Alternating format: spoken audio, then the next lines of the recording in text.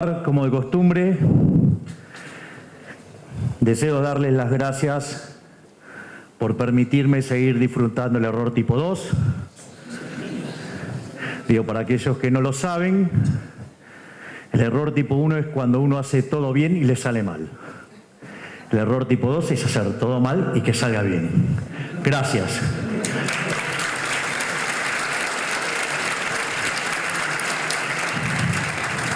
Si alguien me hubiera dicho que siendo economista, con especialización en crecimiento, tipo que le ha dado a la matemática duro y parejo, y liberal en un país de zurdos, este va a pasar, nunca me lo hubiera imaginado. Gracias.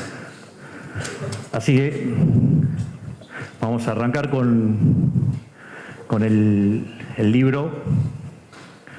Quiero regular bien de no respirar tan cerca. Bueno, Hazlitt decía que en la teoría general todo lo que era bueno era robado y todo lo que era nuevo era malo. En rigor el libro, desde mi punto de vista, es una obra de arte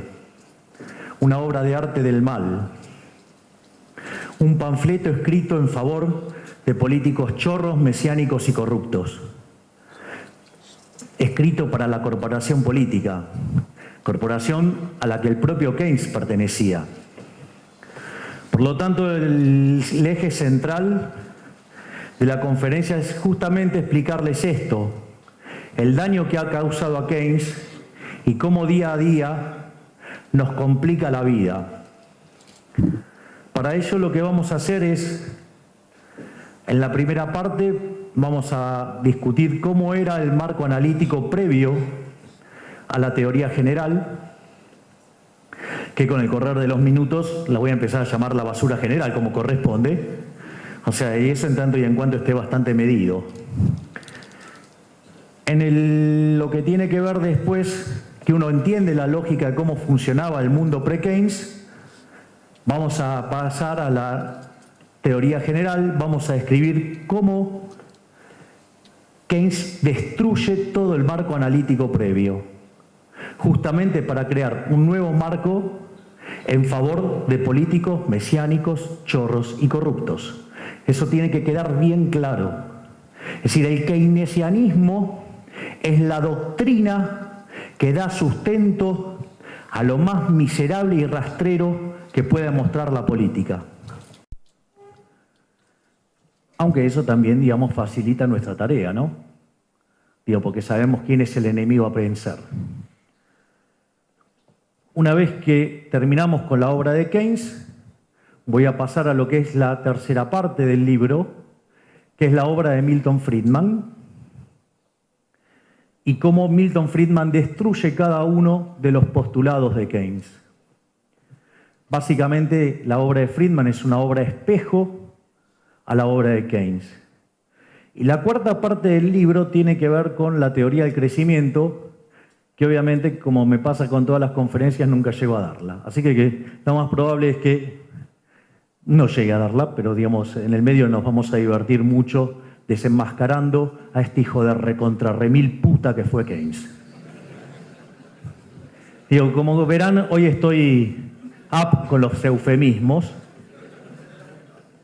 Pero bueno, lo que hay que comprender es que previo a la teoría general, el marco analítico dominante eran los esquemas ahorro-inversión que derivan del trabajo de Wicksell.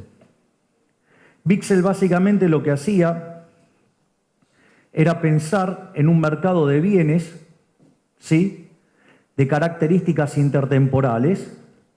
O sea, básicamente, ¿qué es el ahorro? Los esquemas ahorro-inversión determinando la tasa de interés. ¿Qué significa eso? Bueno, básicamente, la tasa de interés lo que uno tiene que entender es que es el precio relativo entre los bienes presentes y los bienes futuros. De ahí que cuando sube la tasa de interés, significa que los bienes presentes se están haciendo más caros relativamente a los bienes futuros y, consecuentemente, la gente tiene el individuo tiene incentivos ¿a qué? A pasar consumo del presente al futuro.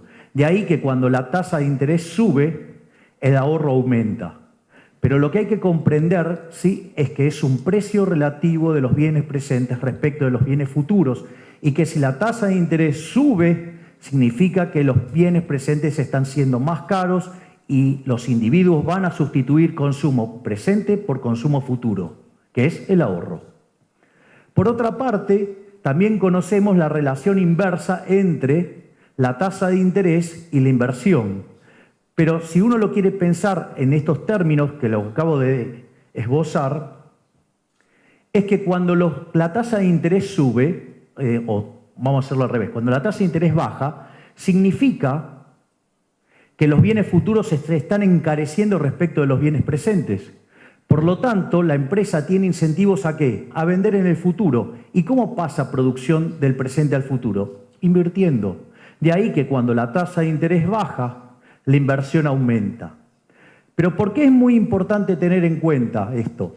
Porque cuando uno piensa estos esquemas ahorro-inversión, son esquemas de equilibrio general intertemporal, donde lo que se determina son precios relativos. Y la tasa de interés es un precio relativo de los bienes presentes sobre el precio de los bienes futuros. Estos análisis se complementaban con una idea de mercado monetario, que básicamente era la teoría cuantitativa del dinero, ¿sí? Entonces, cuando ustedes tenían la tasa de interés por encima del nivel de equilibrio, tenían un exceso de oferta de bienes, implicaba un exceso de demanda de dinero, por ende el poder adquisitivo del dinero subía, esto es, los precios caían. Por otra parte, cuando la tasa de interés estaba por debajo del nivel de equilibrio, había un exceso de demanda de bienes, por ende había un exceso de oferta de dinero, por ende el poder adquisitivo del dinero caía, es decir, el nivel de precios aumentaba. Si bien en la parte intuitiva esto trabajaba bien, tenía algún tipo de problemas, que ahora los vamos a ver, y eso fue lo que hizo que la escuela dominante, previo a la llegada de la teoría general, fuera la escuela austríaca. Básicamente las escuelas que se disputaban, digamos, el liderazgo por aquellos años eran tres. Por un lado estaba la escuela sueca, que desarrollaron lo que se conoce como la teoría de los fondos prestables, donde, por ejemplo, los bancos, ¿sí?, básicamente en un proceso competitivo buscaban bajar la tasa de interés y eso generaba el exceso de demanda de bienes que se transformaba en un exceso de oferta de dinero que generaba inflación. Sin embargo, esa teoría tiene poco para aportar. ¿Por qué? Porque básicamente el problema radica en que ustedes eso de estar incrementando el multiplicador bancario tiene un límite. Por ende, en realidad podían explicar saltos en el nivel de precios, pero no como un proceso continuo de pérdida de poder adquisitivo del dinero. Por otra parte estaba Cambridge, Inglaterra, donde por ejemplo estaba el propio Keynes, el Keynes del Tratado sobre el Dinero, donde básicamente el problema en Inglaterra era la deflación. Es decir, cuando Inglaterra sale de la Primera Guerra Mundial, el cabrón de Churchill se le ocurre volver a fijar el tipo de cambio, pero en el nivel previo a la guerra. Con lo cual, lo que ustedes tenían es que si durante la guerra le habían dado rosca a la maquinita y los precios habían subido en consecuencia con ello, o sea, digamos, querer volver a la vieja paridad, lo que implicó fue meter a la economía inglesa en un proceso de deflación. Pero, digamos, la explicación que dio Keynes fue distinta. Lo que Keynes trató de explicar fue que en realidad los tenedores de bonos estaban pesimistas, estaban vendidos, por ende el precio de los bonos estaba muy bajo, por ende la tasa de interés estaba muy alta. Eso generaba un exceso de oferta en el mercado de bienes, cuya contraparte era un exceso de demanda en el mercado de dinero que empujaba la deflación. Y por otra parte estaba la escuela austríaca, ¿sí?, que es la que dominaba el debate. Básicamente el debate, la escuela austríaca lo domina por tres elementos. El primer punto tiene que ver con la obra de Mises, que hace dos contribuciones. Una tiene que ver con el problema de lo que se llama técnicamente la dicotomía inválida, es un tema técnico, que básicamente es un problema de inconsistencia entre las funciones de exceso de demanda del mercado de bienes, que son homogéneas de grado cero, es decir, depende de los precios relativos, y lo que es la función de demanda de dinero asociada a la teoría cuantitativa, que es homogénea de grado 1. O sea, ahora lo voy a tratar de poner en términos más amigables, pero si las funciones de exceso de demanda de bienes, ¿sí?, que además tienen esta característica intertemporal que incluye varios periodos, son homogéneas de grado cero, quiere decir que depende de los precios relativos. Entonces, ¿qué pasa? Supongamos una situación inicial de equilibrio. Yo ahora duplico todos los precios. En realidad, los precios relativos no cambian. Por ende, digamos, el sistema real permanece en equilibrio porque los precios relativos no cambiaron. Y la ley de Walras me dice que si n-1 mercados están en equilibrio, el restante también lo está. Sin embargo, la función de exceso de demanda, digamos, en el mercado de dinero es homogénea de grado 1. Quiere decir que se duplicó la demanda de dinero y tengo un exceso de demanda. Con lo cual, estoy violando la ley de Walras, estoy violando la restricción presupuestaria agregada, con lo cual, digo, el modelo está mal. Eso, digamos, fue arreglado por Mises en un libro que se llama La teoría del dinero y el crédito, donde incorpora el dinero en la función de utilidad y básicamente lo que dice es, bueno, miren, si yo, digamos, a ustedes les doy cada vez más dinero, la utilidad que les va a rendir ese dinero es cada vez menor y por ende van a ir a comprar otros bienes y por ende el poder adquisitivo del dinero en términos de esos bienes va a caer. Y esa es básicamente la idea. Y que eso ya tiene un par de consecuencias muy fuertes en términos de lo que se llama la neutralidad del dinero. Porque aun cuando yo les diera a ustedes la misma cantidad de dinero adicional a cada uno, la valoración que hacen cada uno de ustedes de ese dinero es distinta. Por ende, ustedes van a estar modificando sus decisiones de consumo presente y consumo futuro, es decir, de consumo y ahorro, ¿sí? Entonces, al estar modificando el ahorro, dada una inversión, ¿sí?, ustedes lo que van a tener es una tasa de interés de equilibrio distinta y por ende van a estar modificando la estructura de capital, con lo cual ya hicieron cagada. El primer punto. El segundo punto es, además, el dinero no es que, a ver, bueno, digamos, hoy Federico Sturzenegger se levanta y dice, bueno, nos transfiere a todos los argentinos a nuestra cuenta la misma guita. No. Es decir, en realidad Sturzenegger cuando emite le da la plata ¿a quién? A Duhovne. Bueno, en el mejor de los casos. Si se la da a Marcos Peña es peor todavía. Vaya a saber dónde carajo el boludo ese va a meter la guita, ¿no? Pero, digamos, al margen de dónde lo que está claro es que el que recibe primero el dinero, ¿sí?, está cobrando precios de hoy y paga precios de ayer. Y eso, digamos, después el dinero empieza a circular. Digamos, ¿quién es el que lo joden al final? Son los trabajadores que pagaron todos los precios de hoy, ¿sí?, y cobraron a precio de ayer. Con lo cual lo que generan es una redistribución del ingreso que de vuelta modifica el ahorro, por ende, digamos, se modifica la tasa de interés, se modifica la estructura de capital, ¿sí?, y consecuentemente la economía empieza a invertir en cualquier otro lado donde no debe y como es de esperar, cuando deja de estar la inyección monetaria, ¿qué pasa? Y la economía se cae. De ahí que la contribución asociada en el mismo libro es lo que se llama la teoría del boom and bust. O sea, que era lo que explicaba Mises. Bueno, mire, usted tiene un banco central, va a querer inflar la economía, va a poner la tasa de interés por debajo del nivel de equilibrio, ¿y eso qué va a hacer? Que haya más consumo presente y que además haya más inversión. Entonces, transitoriamente, como la economía opera a precio falso, está fuera de la posibilidad de producción. Cuando llega el futuro, sucede que en realidad no ahorraron lo que pensaban que habían ahorrado, consecuentemente no tienen los ingresos ¿para qué? Para sostener esa demanda que tiene que ver con esa inversión que hicieron. Consecuentemente, la economía se deprime. Por ende, digamos, lo único que puede hacer el Banco Central es el mal. Por ende, lo que hay que hacer es minimizar esa potencialidad de daño. Digo, de ahí, digamos, que yo soy un defensor, ¿sí?, de eliminar el Banco Central. O sea, mi idea es agarrar, hacer la reforma financiera, separar la banca, digamos, de inversión del almacén de valor. ¿Sí? El almacén de valor es como si fuera una caja fuerte, ¿sí?, donde ustedes pagan por poner la guita y por otro lado tienen la banca de inversión, ¿sí?, porque si les gusta la tasa de interés, si les gusta el durazno, que se banquen la pelusa, ¿no? O sea, cuanto más tasa quieran, van a tener que enfrentar más riesgo. Y si les sale mal, a llorar al cotolengo, ¿sí? Con lo cual el sistema se vuelve anticorridas. Después podríamos ir a un régimen de competencia de monedas, ¿sí? Después empezamos a limpiar el balance del Banco Central y cada uno de los pasivos lo limpiamos contra los activos. Y una vez que hacemos eso, lo llamamos a Bombita Rodríguez, ¿sí? Y nos ponemos frente al Banco Central y lo vemos implosionar. Chau la inflación.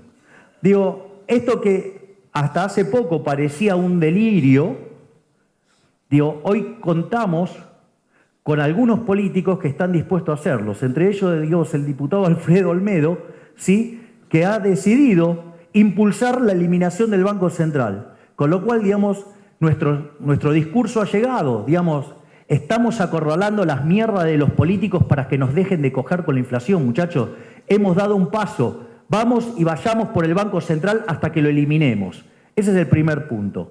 El segundo punto tiene que ver con el debate entre Keynes y Hayek. Básicamente, en el contexto en el cual pensaba Keynes este problema de la tasa de interés por encima del nivel de equilibrio, ¿qué era lo que proponía Keynes? Keynes decía, bueno, dale rosca al gasto público, ¿para qué? Para que justamente caiga el ahorro hasta el nivel de la tasa que se observaba en el mercado. Y Hayek le decía, mirá, digo, primero que, a ver, la gente no va a vivir permanentemente en el error, ¿sí? Con lo cual, cuando se dé cuenta y quiera volver a los niveles normales, vos vas a estar asignando capital de manera incorrecta en la economía, con lo cual vas a romper capital hoy y vas a romper capital mañana. Por ende, más vale que no hagas nada, porque si no vamos a terminar mucho peor. Digo, esto terminó en una paliza de novela de Hayek a Keynes, donde en un momento Keynes dice, yo no sé qué carajo hago discutiendo esto, si a mí no me interesa más. Claro, si estaba gestando la basura general. Entonces, ¿pero qué es lo importante de todo esto analíticamente? ¿Cómo funcionaba? Ustedes tenían un mercado de bienes de característica intertemporal donde se determinaban todos los precios relativos de los bienes. Es más, si el dinero trabajaba como numerario, se determinaban todos los precios monetarios que dejaban en equilibrio todos los mercados, incluido el de los factores. ¿Está claro? Digo, porque en el fondo el trabajo no es ni más ni menos que la venta de ocio a un determinado salario. Y en el mercado de dinero se determinaba básicamente el poder adquisitivo del dinero. Entonces, el mercado de bienes, la tasa de interés significa toda esa constelación de precios relativos, ¿sí? No solo para el presente, sino también respecto al futuro. Y por otra parte, en el mercado de dinero se determina el poder adquisitivo del dinero. De ahí la frase de Friedman, digo, no porque Friedman participara de este debate, porque Friedman vino mucho después, que la inflación es siempre y en todo lugar un fenómeno monetario. Obvio. Digo, si ustedes la cantidad de dinero crece por encima de la demanda, el poder adquisitivo del dinero cae. Es decir, voy a necesitar una mayor cantidad de unidades monetarias para comprar los mismos bienes. O sea, con lo cual esto funcionaba. Digo, esto tenía años y años de teoría económica, pero que tuvo que venir la bestia de Keynes, que solamente había tomado un solo curso de economía con Marshall y vino y rompió todo. O sea, de vuelta, una obra de arte, pero una obra del mal. Entonces, ahora estamos en condiciones de entrar al trabajo de Keynes. Lo primero que hay que entender es que Keynes era un totalitario. Keynes, de hecho, él participaba del círculo Bloomsbury y era muy amigo de los fabianos, o sea, de la sociedad fabiana, y era culo y camisa con los huevos, ¿no? O sea, ¿con quiénes viajó además a Rusia? En la época que se instauró el comunismo. Entonces, cuando volvió Keynes, en 1925, él escribió 3 ensayos. Hay uno que se llama Sobre la Unión Soviética, y en un tramo lo que dice Keynes es que en realidad para él ese es el sistema ideal. El único problema con el sistema es que fue instaurado con la típica violencia de los judíos. O sea, no solo que profesaba por un sistema autoritario, sino que además era un terrible hijo de mil puta antisemita. Digo, para que quede claro. Ahora, digo, quizás a ustedes no les queda claro. Entonces, en el prefacio de la edición en alemán, el señor Keynes escribe esto. Digo, para que a nadie le quede dudas. Dice, no obstante, la teoría del producto en su totalidad que este libro tratará de ofrecer es por mucho más fácilmente adaptable a las condiciones de un Estado totalitario que la teoría de la producción y distribución de un producto dado bajo las condiciones de libre competencia y en buena medida laissez-faire. Lo dijo él. Lo dijo él. Está en la basura general. Vayan y lean y vean las cosas que decía este hombre. Entonces, lo primero que hay que tener en claro es que el señor le gustaba el sistema totalitario. ¿Por qué? Porque él creía que era el dueño de la poltrona. Entonces, lo que hay que entender ahora es cómo Keynes va destrozando todo el marco analítico previo. Si el ahorro es el consumo futuro, ¿sí?, y esas decisiones en realidad ligan el consumo presente con el consumo futuro, ¿qué se creen que fue lo primero que destruyó? El consumo. Generó una función de consumo. Entonces, miren lo que dice respecto a la tasa de interés, ¿no? O sea, ese precio relativo entre los bienes presentes y los bienes futuros. Dice, sin embargo, no es probable que la clase usual de fluctuaciones de corto plazo en la tasa de interés tenga mucha influencia directa sobre los gastos en tal o cual sentido. No hay mucha gente que altere su modo de vivir porque la tasa de interés baje de 5 a 4% si su ingreso global es el mismo que antes. Sería bueno que el señor Keynes, digamos, lo levantáramos de la tumba, ese turro, y los trajéramos a la Argentina. Digo, porque para que vea qué pasó cuando la tasa de interés en Estados Unidos subió al 3%. Digo, acá pasó casi un terremoto, no terminó peor porque, bueno, porque lograron hacer una tregua. Entonces, ¿qué es lo primero que hace? Destruye la intertemporalidad en el consumo. Y dice que va a depender del ingreso. O sea, ¿por qué dice esto? Porque como él tomó un solo curso de economía con Marshall, no sabía de equilibrio general.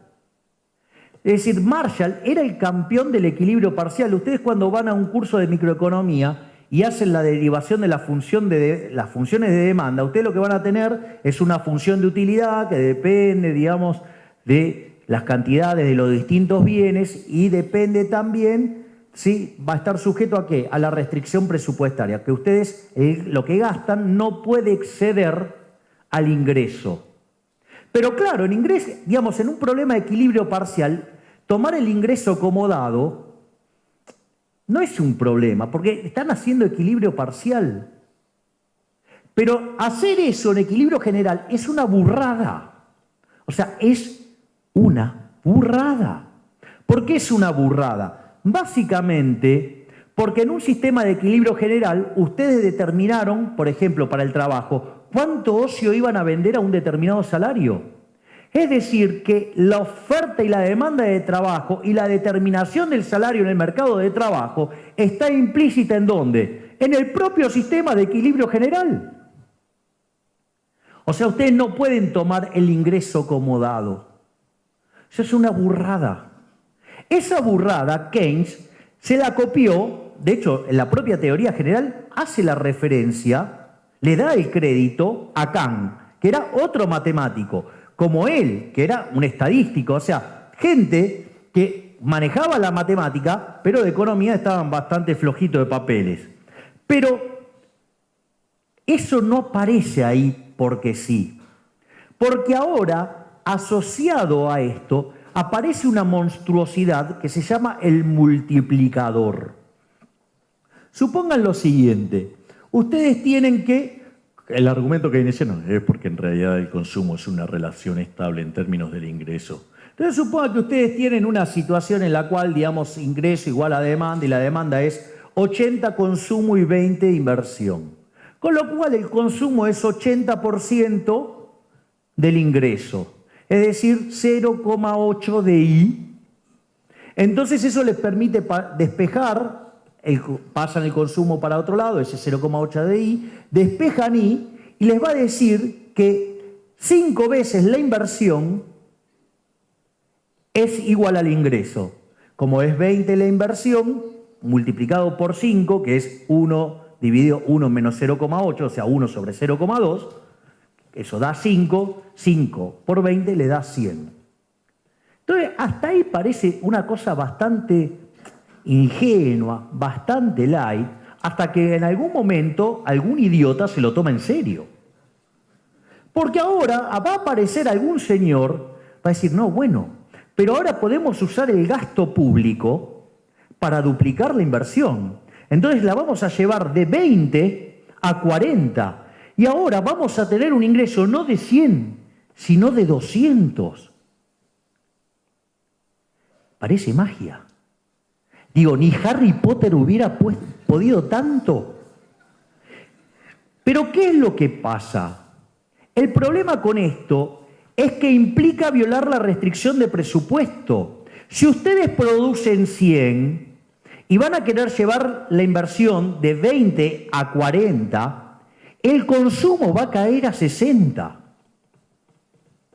Claro, ahora ustedes imagínense que le está diciendo, che, burro, estás violando la restricción de presupuesto. En realidad vos decís que querés ayudar a los que menos tienen y vas a generar un quilombo inflacionario de órdago que va a terminar redistribuyendo el ingreso en contra de los que menos tienen, que se supone que vos querías ayudar, para que forzosamente se genere un ahorro que financie 40 de inversión y el consumo va a terminar siendo 60. Y claro, y por el otro lado aparece el keynesiano, hijo de puta, diciendo, vos odiás a la gente porque nosotros vamos a llevar con la inversión pública, sí, el ingreso a 200 y vamos a consumir 160. Y claro, los ortodoxos parecemos un ejército de hijos de puta. Obvio. Pero, digo, está claro. Fíjense, digamos, el impresentable vendedor de humo de Prat Guy, ¿qué le dijo al subnormal del jefe de gabinete? Acá no hay que hacer el ajuste, acá hay que darle rosca al gasto público, ¿sí? Porque si subo el gasto público, va a subir tanto el ingreso, que me va a subir tanto la recaudación, que el déficit fiscal va a caer. Y así terminamos en el fondo, la concha de tu madre, Alfonso y la puta que te parió. ¿Se dan cuenta? Es decir, esto que parece una joda, nos acaba de poner al borde de una crisis. Eso sí, está escondido debajo de las baldosas, está esperando que pase el mundial, que todo el mundo se olvide, pero yo no me voy a olvidar. Porque el señor, sí, ¿qué hizo? Dio la reparación histórica. Porque con ese argumento, si le daba al jubilado, el jubilado en la secuencia intertemporal no tiene consumo futuro, no tiene ahorro, se la gasta toda, ¿sí? Entonces, ¿qué pasaba? Y la propensión marginal a consumir se hacía más grande y el multiplicador se inflaba y el milagro de la multiplicación de los panes tomaba lugar. Así estamos, al borde de una crisis, mendigando en el Fondo Monetario Internacional.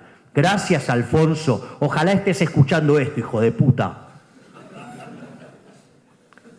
Pero, claro, porque parece una joda, pero fue así. Entonces veamos ahora qué dice Keynes de esto, porque entonces ustedes dicen, no, vos decís esto, digamos, Beto Casella, ¿sabés qué? Keynes no me sacó una novia porque apuntaba para el otro lado, pero si querés hacer esa operación, es funcional también a la operación de Marcos Peña. Parece que Keynes también me sacó una novia, porque digo, mire las cosas que digo de Keynes. Pero fíjense lo que dice Keynes al respecto. Dejamos sentado en el capítulo 8 que la ocupación solamente puede aumentar par y paso con la inversión, o sea, el multiplicador por la inversión. Entonces ustedes van a darle rosca a la inversión, eso va a generar un aumento de la demanda agregada, que se genera en un aumento del ingreso y que eso se traduce en un aumento de la demanda de trabajo. Ahora podemos llevar esta idea un poco más lejos, porque en circunstancias dadas puede establecerse una relación definida que llamaremos multiplicador entre los ingresos y los gastos de inversión y sujeta ciertas simplificaciones entre la ocupación total y la ocupación directamente dedicada a inversiones. A ver, acá lo que hace es manifestar el multiplicador. Entonces, esta relación de que ustedes le van a dar rosca a la inversión, eso va a aumentar la demanda agregada, eso va a aumentar el ingreso, eso va a aumentar, ¿sí?, la demanda de trabajo. Entonces, ahora Fíjense que lo que empieza a determinarse en el mercado de bienes no es el precio relativo de los bienes presentes respecto del futuro, sino el ingreso. Por eso es importante el multiplicador. Pero aparte, digamos, se establece el milagro de la multiplicación de los panes, porque, a ver, digo, esto yo lo expliqué una vez en el programa de Fantino. Él me preguntó, digamos, la diferencia entre un libertario y un keynesiano, ¿no? Entonces, yo le dije, bueno, vamos a hacer un conjunto de supuestos muy fuertes. Supongamos que aparece un político honesto. Digo, por favor, déjeme seguir con el ejemplo. Yo sé que es un supuesto, digamos, irreal, pero, digamos, o sea, yo creo que es más fácil ver elefantes de color naranja a pintitas verdes volando antes que ver un político honesto, pero tomemos el supuesto solo a los efectos de explicar el keynesianismo. Digo, porque, digamos, ¿qué le importa a un político? Y primero la elección, segundo su reelección. Bueno, qué sé yo, quizás en el 10º lugar quizás le importa algún problema de la gente. Pero, por favor, les sigo pidiendo que piensen que todavía los elefantes pueden chocarse con algún satélite o algo por el estilo. Pero, digo, esos son los efectos de contar qué es el keynesianismo. Entonces, en este contexto, les pide a los dos un diagnóstico, los dos les dan un diagnóstico, y como es un hombre de acción, ¿qué le dice? Bueno, ¿cuál es la recomendación? Entonces viene el keynesiano y le dice, mire, usted en sus manos con el gasto público tiene el milagro de la multiplicación de los panes. Malditos los productores de pizarrón que los hacen tan chicos que no permite ver el regreso al paraíso de la mano del gasto público en la política keynesiana. El político queda impresionadísimo. Entonces le dice, bueno, usted libertario, ¿qué opina? ¿El problema sos vos? Pícatelas. ¿A quién creen que van a contratar? Al keynesiano. Es decir, ¿qué creen que van a enseñar en las universidades públicas? Keynesianismo. Diego, ¿y dónde está la mayor fábrica de keynesianos del país? En la keynesianera de Córdoba y Junín.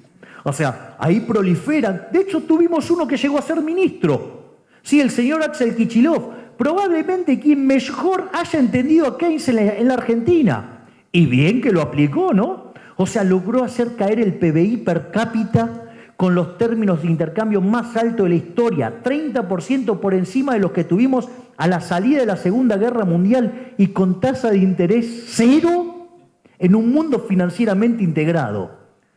Solamente lo puede lograr un genio del mal. Obviamente, un keynesiano. Pero ¿qué es lo fabuloso de todo esto? A ningún político lo van a condecorar por la austeridad. A todos los premian por cortar cintas. Es decir, ¿y qué les dio Keynes? Les dijo, gasten, que eso está bien. ¿Sí? O sea, ¿cómo era el mundo previo a Keynes? Usted tiene que ahorrar. ¿Sí? Eso se transforma en inversión.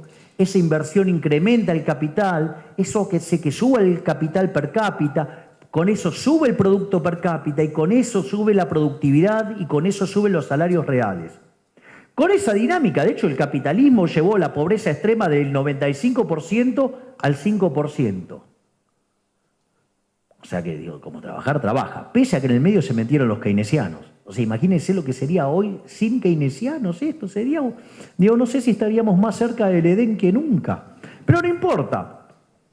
Entonces, usted dice, no, es una exageración. Estaría bueno ponerlo a Beto Acacera y decir, oh, Keynes te sacó una novia. Bueno, pero, digamos, a ver, ¿qué dice Keynes? ¿No? Digo, así como Marcos Peña hace operaciones para desprestigiar a los que lo critican. ¿Qué dice Keynes del despilfarro? Dice, si se acepta esto, el razonamiento anterior demuestra cómo los gastos ruinosos de préstamos pueden, no obstante, enriquecer al fin y al cabo a la comunidad. La construcción de pirámides, los terremotos y hasta las guerras pueden servir para aumentar la riqueza. O sea, lo cual es una pelotudez del tamaño de una casa. Yo hace poco estuve en México. Vayan a explicarle a la gente que sufrió un terremoto y que se quedó con una mano atrás y otra adelante, que los terremotos son buenos. Digamos, a mí me tocó una vez estar debatiendo con este chico Santoro, el radical K, que además es amigo de Kichilov. Dijo, no, el mundo salió adelante gracias a la guerra. Pero pelotudo, si eso fuera cierto, ¡vivamos de guerra! ¿A alguien se le ocurre que viviendo en guerra vamos a prosperar? Hay que ser muy estúpido, o sea, keynesiano. Entonces digo, justamente, Keynes propone esto.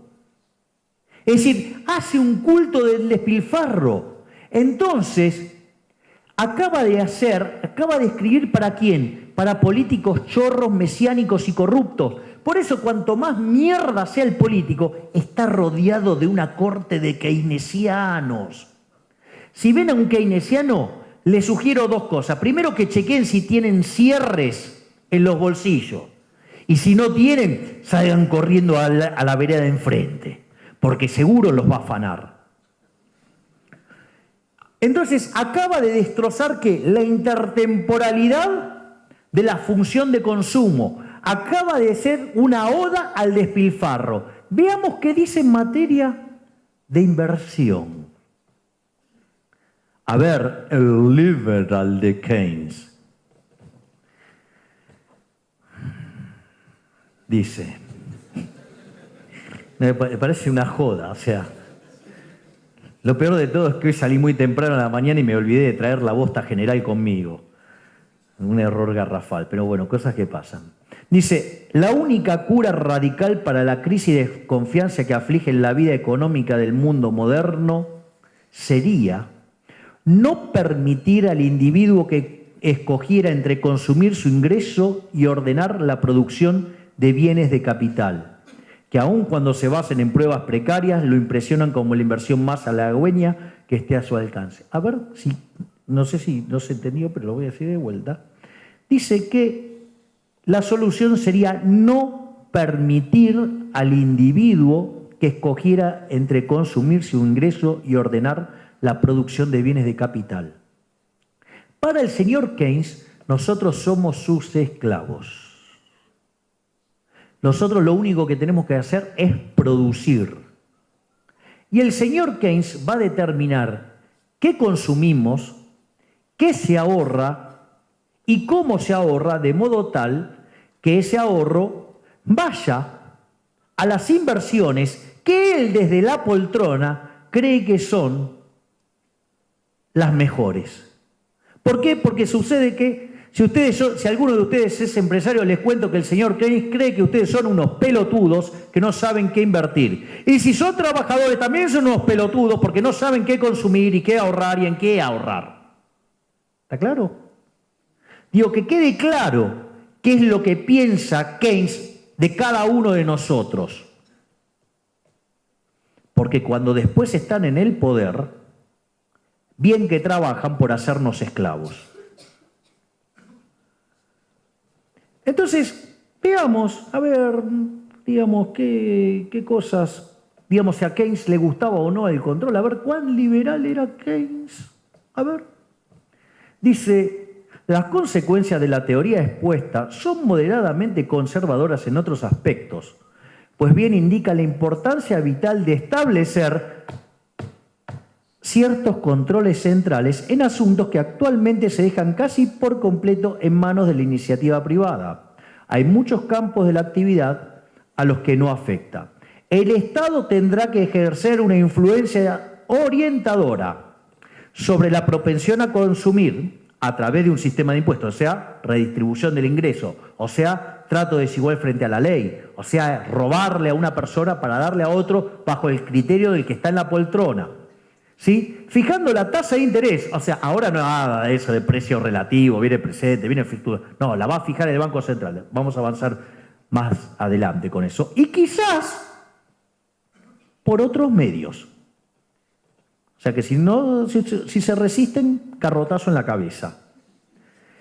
Y otra cosa que dice, que es improbable que la influencia de la política bancaria sobre la tasa de interés sea suficiente por sí misma para determinar otra de inversión óptima. Es decir, ahora la inversión, antes dependía de la tasa de interés, o sea, de los precios relativos presentes y futuros. No, ahora no. Ahora depende de algo que él llamó los animal spirits. Es decir, que la inversión depende de una cuestión lírico-testicular, que en buen romance es invierten si se les canta las bolas. ¿Está claro? Pero el señor Keynes no se queda acá, el liberal, porque dice, creo, por tanto, que una socialización bastante completa de las inversiones será el único medio de aproximación a la ocupación plena. A ver, lo dice él mismo.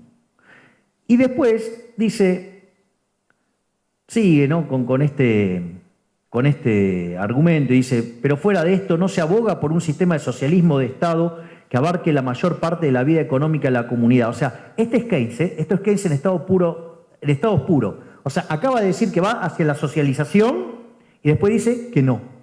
Dicen que Churchill odiaba a los economistas, porque dice que cada vez que él recibía a dos economistas se iba con dos opiniones distintas, salvo que estuviera Keynes. Ahí se iba con tres.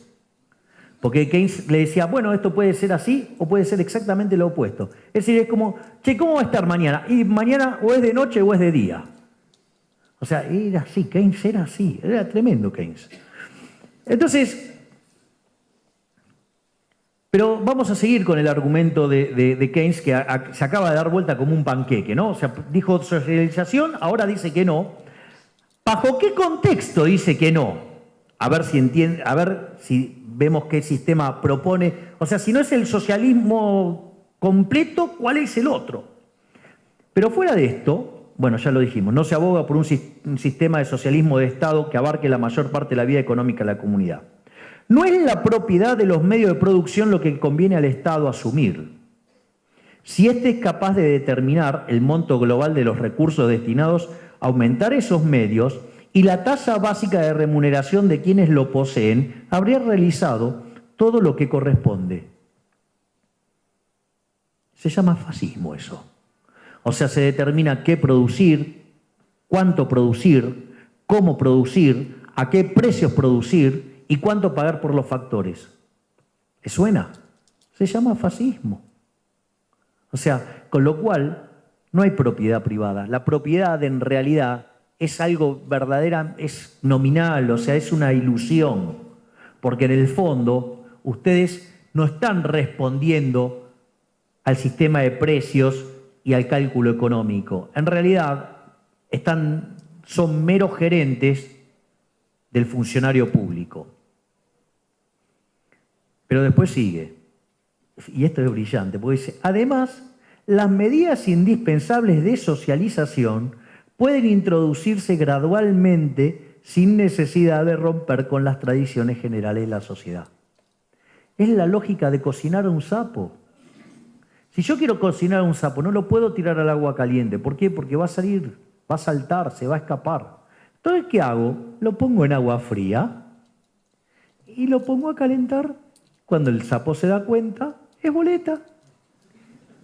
Digo, ¿quién vio esto con claridad? Hayek, en Camino de Servidumbre, que describe el caso alemán. Entonces, cada vez que se genera una demanda de intervención, aparece la intervención del Estado y aparece lo que se llama el fallo del gobierno. Entonces, cuando aparece ese fallo, como el resultado, ustedes buscaban un resultado y el resultado termina siendo peor que el que tenían originalmente. Entonces, ¿qué genera? Más demanda de intervención. ¿Y así hasta dónde? Y bueno, miren, llega un momento que el Estado se queda con el 50% de la economía. Y cuando están ahí, están al borde de ir hacia un sistema socialista. Nosotros estuvimos bastante cerca. Y la sociedad eligió un cambio. Lo que menos se imaginó es que había votado al gatopardismo. Pero bueno, eso es otra cosa.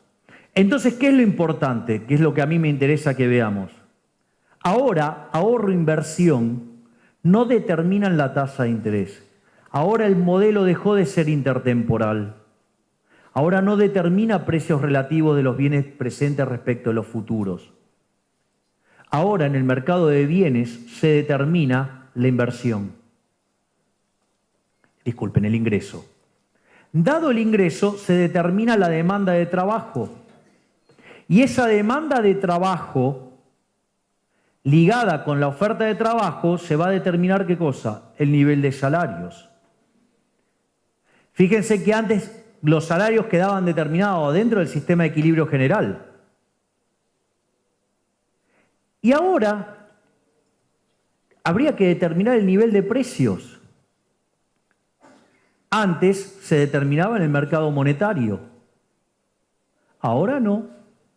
El señor Keynes, como era un ignorante, y eso está dicho por el propio Hayek, desconocía la teoría del valor. Él no sabe ni quién fue Menger, ni quién fue Gibbons, ni quién fue Walras. Básicamente, lo que decía Menger creó lo que se llama el principio de imputación. El principio de imputación dice que son los precios los que determinan los costos y no los costos los que determinan los precios. Es decir, los precios se determinan ¿de qué manera? Se determinan por las preferencias y la escasez. Vamos a ver un ejemplo concreto. Suponga que ustedes llegan a un lugar y ahí no hay vino. Ustedes dicen, acá no hay vino. Entonces me voy a dedicar a producir vino. Entonces se consiguen la uva, se consiguen la botella, se consiguen las etiquetas, se consiguen, digamos, el corcho, todo. Y como además están ustedes solos, cargan un bruto margen. Estoy en una sociedad de abstemio. ¿Cuánto vale esa botella? 0. Con lo cual, digo, espero que no la hayan hecho muy grande porque puede ser demasiado incómoda para meterla en algún lugar oscuro. Y ni le digo si tenían una superproducción. Pero, digamos, fíjense lo ridículo de determinar los precios a partir de los costos. Porque si los precios pudieran determinarse a partir de los costos, digamos, les tengo un monopolio entonces para que se llenen de guita. Vayan y produzcan cubitos en la Antártida. Digo, van a ir a la quiebra. No le van a poder vender un cubito ni a Magoya. Pero, entonces, ahora ustedes, digo, fíjense, ¿cuántos salames hay? No, porque el problema es la cadena de valor. Sos un ignorante. Digo, y esto parece, digamos, como algo alejado, pero supuestamente la señora María Eugenia Vidal, ¿sí?, en una actitud absolutamente fascista, dijo que quiere estudiar por qué los empresarios subieron los costos luego de la devaluación. Y que además los va a escrachar. Bien fascista, yo creí que habíamos cambiado. O sea, me parece que estamos en un pleno gatopardismo. Ahora, ¿dónde está el origen de esto? Está en Keynes. Porque, ¿qué dice Keynes? El nivel particular de precios en una rama industrial concreta depende en parte de la tasa de remuneración de los factores productivos que entran en su costo marginal y en parte de la escala de producción. No hay motivos para modificar esta conclusión cuando pasamos a la industria en conjunto. El nivel general de precios depende, en parte, de la tasa de remuneración de los factores productivos que entran en el costo marginal y en parte de la escala de producción como un todo, es decir, del volumen de ocupación. ¿Esto qué quiere decir traducido? Que el nivel de precios surge de un markup, o sea, un margen de ganancia sobre los costos. Y como el único costo es el laboral acá, es un margen sobre los costos laborales. ¿Y eso cuál es la consecuencia? Piensen estos dos ejemplos. Piensen a la Friedman o piensen a la austríaca, ¿sí?, donde la inflación es siempre y en todo lugar un fenómeno monetario. En la medida que el Banco Central emite más dinero que el que la gente quiere demandar, el poder adquisitivo del dinero va a caer y Por ende, los precios van a ser más altos. Voy a necesitar mayor cantidad de unidades monetarias. Ahí la responsabilidad está claro de quién es. Del Banco Central. De ahí que, por ejemplo, la Carta Orgánica del Banco Central decía que es misión primaria y fundamental del Banco Central de la República Argentina preservar el valor de la moneda. Totalmente distinto a la definición que la inflación es la suba generalizada de todos los precios, que sí tiene raíz keynesiana. Porque ahora, ¿de quién es la culpa si los precios suben? De los trabajadores y de los empresarios. Fíjense qué mundo fabuloso. Le dice a los políticos que derrochen, que gasten, que despilfarren. Si no lo pueden financiar con bonos, que lo financien con emisión monetaria. Y si hay inflación, la culpa es de los trabajadores y de los empresarios. Entonces usted dirá, no, bueno, pero ¿esto qué tiene que ver con la Argentina actual? Ah, qué interesante. Yo recuerdo que hace unos meses el gobierno decía que la inflación iba a ser del 15% y que, consecuentemente, había que sacar la cláusula gatillo, porque eso lo que hacía era generar inercia inflacionaria, lo cual es una mentira, porque la inflación deja de emitir, se acabó la inflación. Motivo por el cual yo estaba fuertemente comprometido con esa cláusula por haber sido el autor intelectual de la misma. Digamos, para aquellos que lo quieran chequear, está en un artículo mío que se llama Un límite al malestar social. Que cuando lo diseñé, digamos, todo parecía una locura. Después, cuando la vieron en los hechos, dijeron, es buenísima. ¿Por qué? Porque no pierde el trabajador y no pierde el empresario. Entonces, como el error es parte de la vida, si ustedes se equivocan, tenían la cláusula, ¿para qué? Para que se ajustara instantáneamente, sin que nadie perdiera.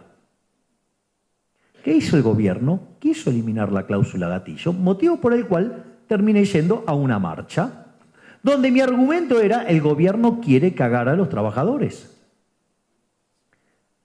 Les cuento que hoy la inflación de los últimos 12 meses es 26%, la inflación de los 4 meses últimos anualizado está en 32 y la inflación del último mes anualizada está en 38.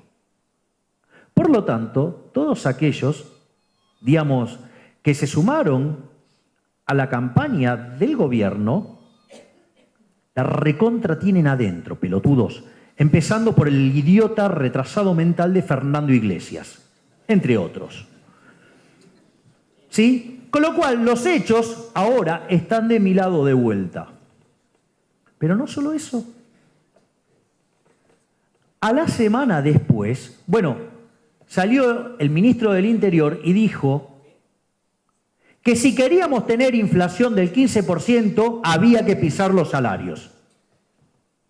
Más claro, échale agua. Está en todos los diarios de esa época. Y una semana después salió el ministro de Producción, ministerio que verdaderamente habría que cerrarlo. ¿Qué ministerio de la Producción? ¿Desde cuándo un burócrata le puede decir a un empresario qué puede hacer? ¿Qué le puede decir un parásito a un tipo que genera riqueza?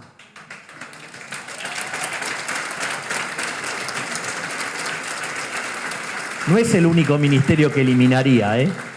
Digo, también me gustaría que, ya que el presidente Macri habla de que todos hagan un esfuerzo, también me gustaría que elimine el aguantadero de los ñoquis amarillos, ¿no? O sea, el ministerio ese de mierda de modernización que lo único que hace es aumentar el tamaño del Estado. Si ustedes quieren reformar el Estado, tienen que poner a alguien que lo odie, no a alguien que lo ame, porque si lo ama lo hace crecer. Digamos, teníamos que achicar el número de ministerios que hizo, lo llevó a 23. Tenemos casi tantos ministerios como Cuba. Bueno, pero bueno, ahí estábamos con el keynesianismo. Así que como verán, el keynesianismo nos arruina la vida en distintos aspectos. Y por otra parte, ok, ahora ¿qué nos falta determinar? Ya determinamos en el mercado de bienes el nivel de ingreso, en el mercado de trabajo el salario, en el mercado de nada, porque es una ecuación de markup, los precios, o sea, porque a Keynes le gustó, ¿sí? Y en el mercado de dinero vamos a determinar la tasa de interés. Digo, una cosa verdaderamente tremenda, porque ¿qué es lo que dice Keynes? O sea, porque ustedes deben creer que yo estoy jodiendo, pero esto lo dijo. Dice, debiera parecer evidente, o sea que si no lo entienden son unos pelotudos. O sea, cada vez que él tiene que decir algo así, que es una barbaridad, arranca así. Debiera parecer evidente que la tasa de interés no puede ser recompensa del ahorro o a la espera como tales. Porque si un hombre atesora su ahorro en efectivo no gana interés, aunque ahorre lo mismo que antes. Por el contrario, la mera definición de tasa de interés nos dice, en muchas palabras, que la tasa de interés es la recompensa por privarse de liquidez durante un periodo determinado. O sea, si ustedes no lo entienden, son unos boludos. O sea, en realidad en el mercado de dinero se determina la tasa de interés. Algo así como determinar el precio de las bananas en el mercado de autos. Claro, ahora es el mundo feliz. O sea, gasten, le dan rosca, ¿sí? Y si sale mal y hay inflación, la culpa es de los trabajadores y de los empresarios. O sea, el mundo feliz del político. Todos los políticos van a estar chochos, tienen a quien echarle la culpa. Si salen bien es mérito de ellos. Y cuando sale mal, no, la culpa es de este. Tienen culpables, todo. Es una obra de arte. Y después, nunca falta el salame que dice, no, porque en realidad Keynes escribió en un contexto particular, ¿sí? Y de la historia. Si escribió en un contexto particular de la historia, ¿por qué la llamó teoría general? Digo, porque en el capítulo 1 explica que su teoría es general. Lo cual es una estupidez del tamaño de una casa. Porque vean que el modelo de Keynes es un modelo de un solo periodo. ¿Cómo va a ser un modelo de un solo periodo algo que es una generalización de un modelo que tiene n periodos? Con n muchísimo más grande que 1. ¿Está claro? Es una chantada. Y hay idiotas que dicen esto.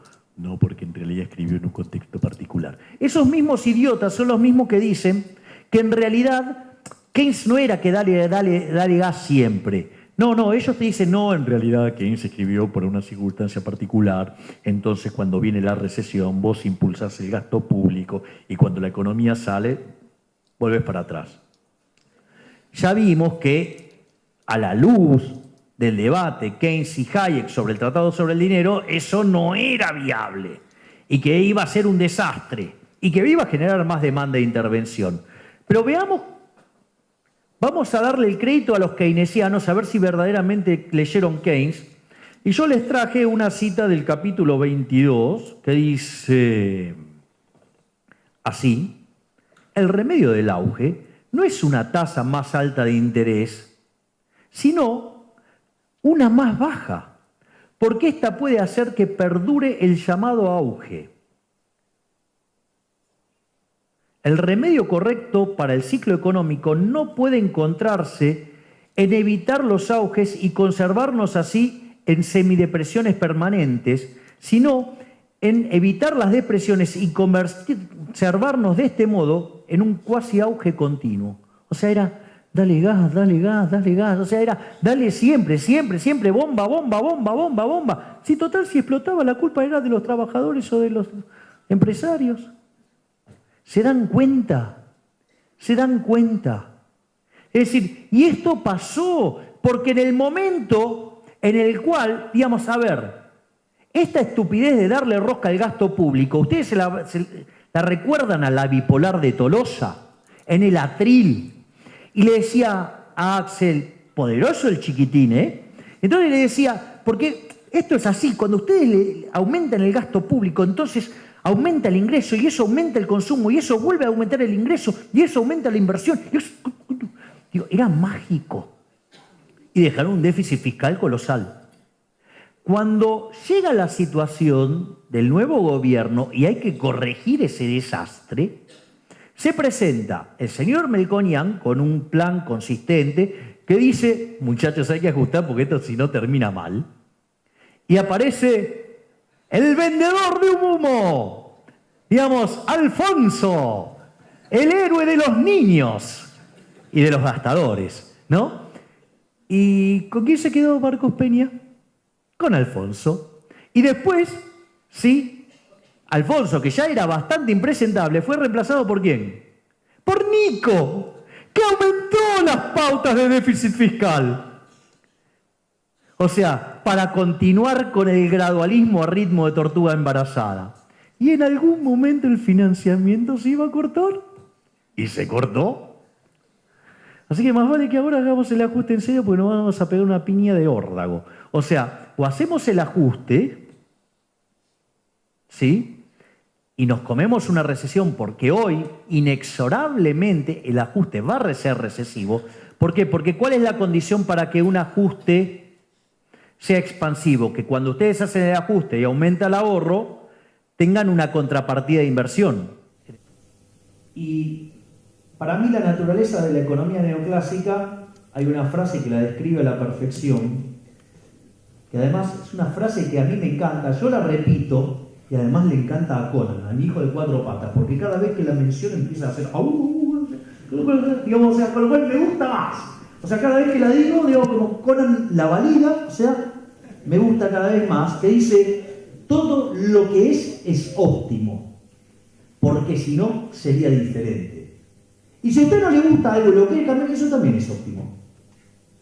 Eso tiene que ver con la forma en la cual ustedes miran los procesos de mercado. Es totalmente distinto a como la mira un keynesiano. Un keynesiano mira el mercado y dice, ahí hay un fallo de mercado, entonces hay que intervenir. Ejemplo, digamos, ellos suelen encontrar lo que se llama esto de los fallos de coordinación, ¿sí? Que básicamente es parecido, es el dilema de los prisioneros, donde cada uno, ¿sí?, guiado por sus propios intereses, en lugar de ir al óptimo de Pareto, va a una situación que no es óptima de Pareto. Entonces, como ellos están desde la poltrona y son más inteligentes y son más vivos, y toda la sociedad son todos una manga de pelotudos que no saben cómo hacer las cosas, tiene que venir el policy maker y llevarlos de la mano hasta el óptimo de Pareto. Bullshit. Si ustedes que están en el mercado interactuando no lo pueden saber, ¿cómo carajo lo va a saber alguien que está en la poltrona, digamos, en una poltrona más alta que el Everest? Es decir, por eso el último libro de Hayek, ¿cómo se llama? La fatal arrogancia.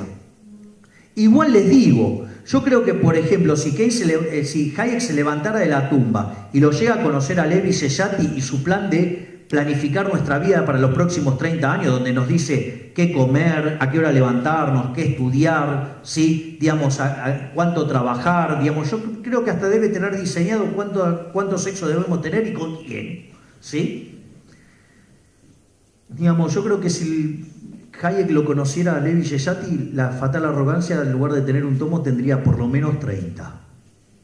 Digo, no se lo tomen a la risa, porque ese señor es el que asesora a este gobierno también, ¿eh? Es el campeón del ingreso universal, ¿sí? Que ya, digamos, aquellos que estén al tanto, digamos, el sistema colapsó en Finlandia, que hicieron una experiencia piloto. Pero a él cuando le dijeron, che, pero en Suiza votaron y el 80% votó en contra, están equivocados. Ustedes se ríen y dijo eso, lo pueden buscar en La Nación Más. ¿Qué quiere decir esto? Que cuando ustedes ven el proceso de mercado, mírenlo con humildad. Es óptimo en el sentido de que cada uno hizo lo mejor que podía para conseguir el mejor resultado posible. Es obvio que ahí es donde aparece la discrepancia entre neoclásicos, ¿sí?, y austríacos, donde sobre la caracterización del óptimo. Si yo lo tomo respecto a todas las restricciones que estoy enfrentando, ¿sí?, incluidas las de información, puedo pensar que es óptimo. Ahora, creer que dispongo de toda la información sería un error. Por eso Hayek, y esto después lo profundiza Israel Kirzner, es la idea del mercado como proceso de descubrimiento. Y cuando ustedes entienden eso, ahora los datos pasan a tener un valor sumamente importante. Por eso, digamos, Friedman se pasó toda la vida pateando culos keynesianos, ¿sí? ¿Con qué? Con los datos. De hecho, dicen sus alumnos que cuando los agarraba los volvía locos, porque primero los datos, primero los datos, primero los datos. Alguien que él heredó de un economista que se llama Homer Jones, que era su profesor de econometría. ¿Cuál es entonces, una vez que se entiende esto de primero los datos, qué fue? El primer daño que causa Keynes, que es sobre la función de consumo. ¿Qué escribió Friedman sobre la función de consumo? Una teoría sobre la función de consumo donde desarrolla la teoría del ingreso permanente. Lo que dice es que el consumo, ¿sí? El valor presente del consumo tiene que ser menor o igual que el valor presente de los ingresos. O sea que recupera ¿qué cosa? La intertemporalidad. Y que el consumo fluctúa en función del ingreso permanente. Es decir, si yo les duplico mañana el sueldo, todos van a duplicar su consumo. Con lo cual, en ese criterio, la propensión marginal a consumir sería 1. Ahora, si ustedes de repente, no sé, pegan una changa y sube transitoriamente su ingreso, lo más probable es que lo repartan en el tiempo. Con lo cual, la propensión marginal a consumir tiende a 0. Por ende, acaba de destrozar la idea del multiplicador. Se terminó el multiplicador, se terminó el milagro de la multiplicación de los panes. La otra cosa que desarrolla Friedman tiene que ver con la estabilidad de la demanda de dinero y la inflación. En la década del 50 se empieza a acelerar la tasa de inflación en Estados Unidos. Bueno, para los keynesianos dependía de cualquier cosa la inflación menos de la emisión monetaria. ¿Qué hizo Friedman? Fue y rescató la teoría cuantitativa. Entonces, ¿qué hizo? Probó que la demanda de dinero era una función estable. Recuerden que para los keynesianos era una cosa absolutamente inestable, tal que cuando ustedes emitían, la demanda se movía tanto que absorbía todo ese dinero y no había inflación. ¿Qué hizo? Mostró que la demanda de dinero era estable.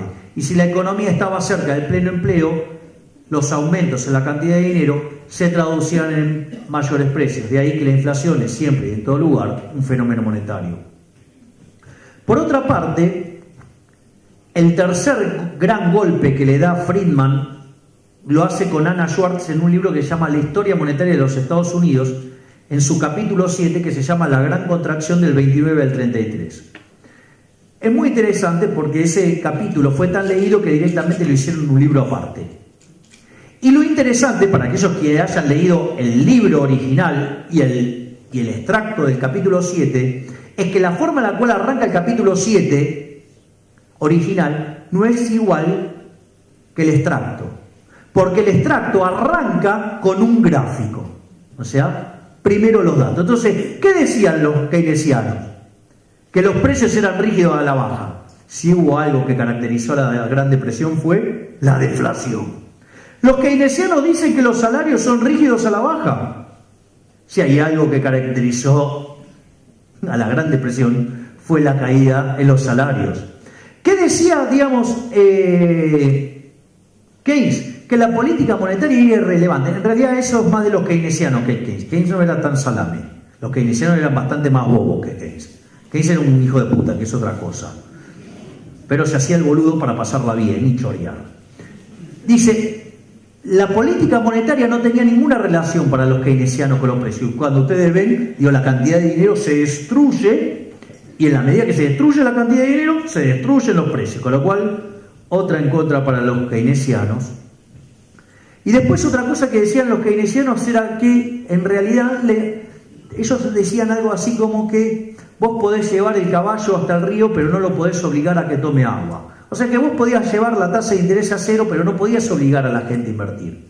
Que demostró Friedman que son unos brutos que, se confunden lo nominal con lo real. Y la verdad es que lo que impacta sobre la inversión tiene que ver con ¿qué? Tiene que ver con la tasa de interés real. Y la tasa de interés real es la tasa de interés nominal menos la inflación. Si había deflación, la tasa de interés real estaba en la nube. Y eso es lo que destruyó a la inversión. Con lo cual, otro punto en contra para los keynesianos. Y como si todo esto fuera poco, en ese mismo capítulo, es una sección muy chiquitita, son un par de párrafos, habla sobre los tipos de cambio y dice que aquellos países que tenían tipo de cambio sufrieron mucho menos la Gran Depresión. Y como si toda esta paliza morbosa fuera poco, los keynesianos, como no tenían una ecuación de precios, se escaparon a un artilugio que se llama curva de Phillips. Phillips en 1958 publica un artículo donde encuentra una relación negativa entre la tasa de variación nominal de los salarios con la tasa de desempleo. Cuando caía la tasa de desempleo, los salarios nominales subían. Ni lerdo ni perezoso, Lipsey, que se dedicaba a estudiar el mercado de trabajo y que además era keynesiano y conocía el capítulo 21 de la basura general, dijo, bueno, si los precios son una función de los salarios, es un markup sobre los salarios, yo puedo reemplazar esa función y encontrar una relación entre ¿qué? Entre inflación y desempleo. Esa misma relación, ese mismo año, en un paper publicado por la American Economic Review, Samuelson y Solow testean justamente la nefasta curva de Phillips, o sea, la versión Lipsey de la misma, y encuentran que básicamente ustedes le podían dar rosca a la política monetaria, entonces tenían un poquito más de inflación, pero en rigor bajaban el desempleo. Entonces, ¿qué hizo Friedman? Friedman agarra, les aviso que Friedman, digamos, estuvo mascando bronca durante 8 años, hasta que en 1968 publica el paper más leído en la historia de la profesión, que se llama El rol de la política monetaria, publicado en el American Economic Review, y dice, mire, en realidad, ¿qué es lo que pasa? Él lo que hace es volver a tomar los microfundamentos del mercado de trabajo y dice, bueno, mire, los agentes no son tontos, no es que siempre esperan lo mismo, tienen expectativas, las expectativas son adaptativas. Entonces, ¿qué es lo que pasa? Supongan que ahora viene el Banco Central y empieza a emitir. Como ustedes están mirando en función del pasado, bueno, serán keynesianos, digo, no quieren escuchar la paliza final. Entonces, ¿qué es lo que pasa? En ese contexto, dice, mire, el Banco Central tira guita al mercado, la gente recibe ese dinero y empieza a gastar. En la medida que empieza a gastar, los precios empiezan a subir. Entonces, para los empresarios, el salario real está bajando. Por ende, salen a contratar gente. Como esa gente está trabajando, se la tienen que sacar a otro empresario, por lo cual le tienen que pagar mayores salarios. Entonces, ¿qué empiezan a ver los trabajadores? Que su salario real está aumentando. Consecuentemente, los empresarios creen que el salario real está cayendo, los trabajadores creen que el salario real está aumentando, están todos transando a precio falso y transitoriamente la producción aumenta, conforme aumenta la inflación. Sin embargo, cuando todos se enteran que la política monetaria había cambiado y que todos fueron engañados, la economía vuelve a la tasa natural de desempleo, pero con una inflación más alta. Es decir, acaba de reventar a los keynesianos. O sea, lo último que quedaba lo aniquiló. Y esta paliza termina en el año 72 con la contribución de Lucas, de las expectativas racionales, donde dice, bueno, mira, la gente no está siempre corriendo la de atrás, agarra y aprende el modelo. Cuando aprende el modelo, si el Banco Central anunciara, supongamos que no hay crecimiento en la economía, y anunciara que va a duplicar el ritmo al cual emite dinero, la gente ¿qué va a esperar? Y que se duplique la tasa de inflación. Consecuentemente, ¿va a haber trade-off? No. O sea, digamos, automáticamente va a subir la inflación y no va a haber ni siquiera una ganancia transitoria de empleo. ¿Eso quiere decir que en el modelo de Lucas no hay trade-off? No. En el modelo de Lucas hay trade-off. Lo aclaro porque hay un idiota que cree que sabe de inflación y desempleo y no sabe nada porque, digamos, la matemática lo excede, pero él cree que sabe. En el modelo de Lucas hay trade-off. El trade-off solamente surge cuando el Banco Central engaña a los agentes. Cuando engaña a los agentes, transitoriamente la gente cree que hay una mejora real y transitoriamente el empleo sube, pero cuando todos los agentes se dan cuenta, le miraron el balance al Banco Central, ¡pum!, desapareció. Y dice algo muy interesante, porque asociado a lo que decía Friedman, que está la hipótesis seleccionista, que si ustedes querían mantener la tasa de desempleo baja, tenían que continuamente acelerar la tasa de inflación. Nosotros acá tuvimos un señor, yo lo llamo el fracasado hiperinflacionario, un señor que vivía que era de Chascomús, que sea un poquito de inflación está bien. Parece que todos se olvidaron que se fue 6 meses antes porque dejó 5.000% de inflación. Digo, para tenerlo en cuenta, ¿no? El padre de la democracia. Entonces, ¿qué es lo que sucede? Lo que dice Lucas es que si ustedes tratan de joder con eso de darle rosca e engañar continuamente a la gente cada vez va a creer menos que el shock es real y va a creer que es monetario, con lo cual en algún momento tampoco ni siquiera van a tener trade-off cuando hagan esta locura. ¿Y esto por qué es muy interesante? Porque en el año 73 Lucas testea empíricamente este modelo, lo hace para varios y lo valida, y se concentra en dos países. Uno es Estados Unidos, y adivinen cuál es el otro. Argentina. Y una de las cosas que descubre es que para el caso de Argentina, esa curva de Phillips de corto plazo ni siquiera tiene pendiente negativa, tiene pendiente positiva. Es decir, los argentinos estamos, ya en el 58 estábamos tan acostumbrados a que el Banco Central nos jodiera la vida, ¿sí? Y eso que hacía poquito que había sido nacionalizado, porque fue nacionalizado en el 46, ya habíamos aprendido tanto que cualquier shock que viniera, sea real, monetario, para nosotros son todos monetarios. ¿Qué es lo interesante de todo esto? Lo interesante de esto es que este debate nos llevó de nuevo a dos elementos, nos permitió recuperar dos elementos. Por un lado la intertemporalidad, volvió la intertemporalidad, y por otro lado volvieron los microfundamentos.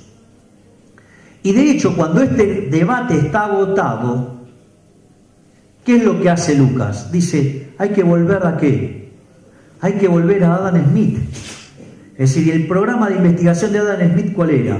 La investigación sobre la naturaleza y la causa de la riqueza de las naciones, es decir, el crecimiento económico. De ahí que a partir de esto, los que verdaderamente ganaron el debate fueron los austríacos. ¿Por qué? Porque el tema central volvió a ser el crecimiento económico, es decir, la intertemporalidad y los microfundamentos. El problema es que no se dieron cuenta porque no saben de matemáticas. Eso es todo. Muchas gracias.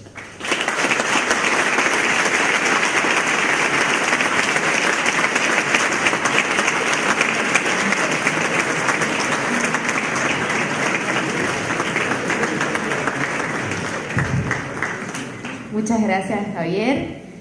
Bueno, tenemos tiempo para contestar unas preguntitas. Los que sí les quería comentar de que finalizado el evento, Javier firmará unos libros acá en el escenario. No, en especial voy a hacer selfies. O sea, yo solamente hago todo esto por las selfies. Bueno, está bien.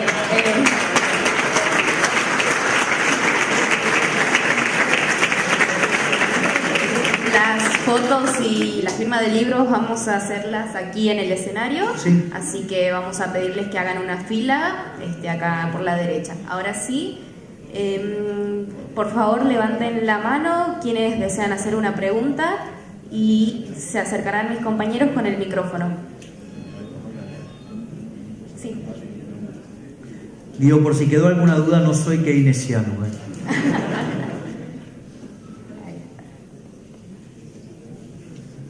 Bueno, primero que nada, un placer tenerte aquí en Tucumán. Gracias. Y bueno, un dato que no sé si estabas al tanto, que aquí en Tucumán Prat Gay va a ser el candidato a gobernador, y ante los peronistas que tenemos acá seguramente es la mejor alternativa a día de hoy. Y una pregunta que seguro a muchos les va a interesar. ¿Y qué querés, que me ponga a cantar No llores por mí, Tucumán? No, sí. Una pregunta que seguramente a muchos les interesa. Vos si hoy te sentás en una mesa y tenés que aportar soluciones para el abismo en el que está metido Venezuela, ¿por dónde empezarías para sacarlo de la catástrofe? Ir hacia el libre mercado. Aquellos países que son más libres son 9 veces más ricos que aquellos que son reprimidos. Es más, los más vulnerables en los países más libres son 11 veces más ricos que los de los países reprimidos. Es más, no solo eso, la pobreza es 24 veces menor. Y como si todo eso fuera poco, vos sabés que la distribución del ingreso sigue un formato que se llama chi cuadrado, log normal o distribución de Pareto, que fue el que, digamos, descubrió esto, donde la moda, ¿sí?, está por debajo de la media, es decir, a la no derecha, ¿sí? El chiste pasó y nadie me lo festejó. Pero digo, al margen del chiste, quiere decir que en el ingreso promedio el 75% de la población vive por debajo de eso. Y en los países más libres, el segmento más vulnerable tiene un ingreso que es el doble que el ingreso promedio del país reprimido.